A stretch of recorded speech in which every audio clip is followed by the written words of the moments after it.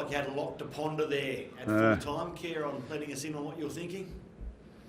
Yeah, I wasn't sure what to think, to be quite honest. I thought we built our game really well in the first half, and we got an opportunity to sort of finish it off, and I don't think we did. We stalled a bit just after half time. We had a reasonable start the second half, but then I think we made 4 or 5 errors in a row, and on each set. So that put us back a bit, and gives South an opportunity to get back into the game. So, like I say, we're just lacking some consistency at the moment, and continued again tonight.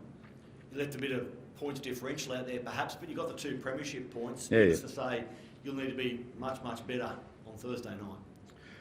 Oh, without doubt. Yeah, you think that. As I said, I haven't sort of thought too much about next week, but at the end of the day, it's every game's worth 2 points, so very important. So like I say, we'll just do our review on this, and then see what we take out of that, and then move on to next week. Craig, what did you almost a bit guilty of looking ahead to next week? Say again? Do you think the boys might have been a bit guilty of looking ahead to next week? Nah, I can honestly say all during the week, Penrith game was never mentioned, and like I say, at the end of the day, we're always that.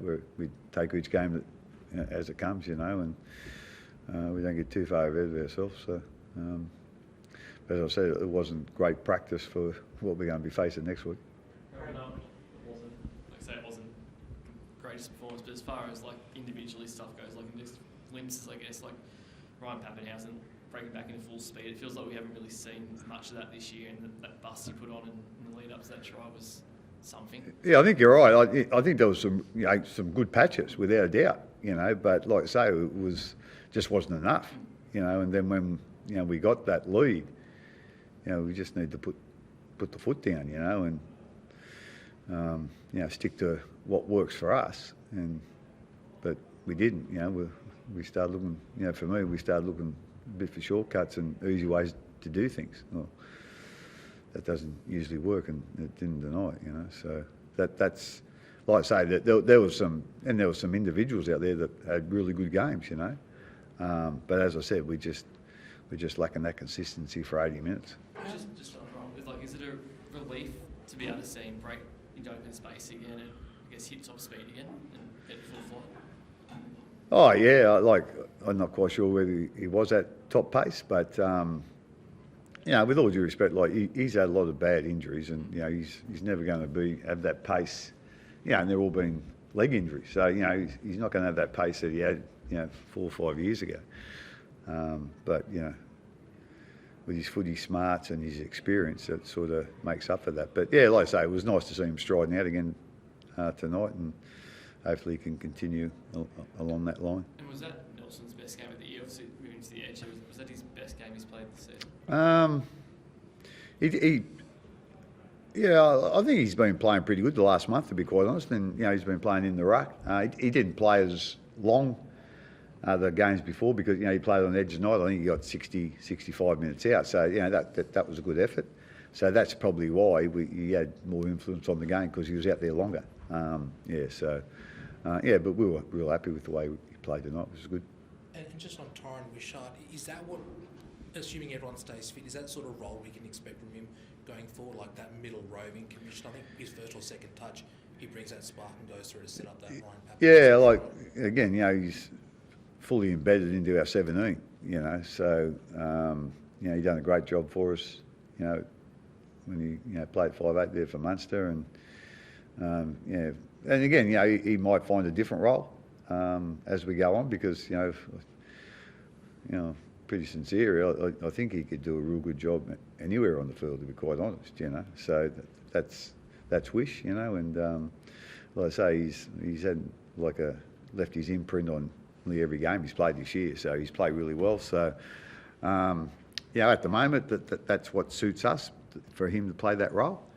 We'll see how games go, and early in games, and see what we what we think is the best way to use him.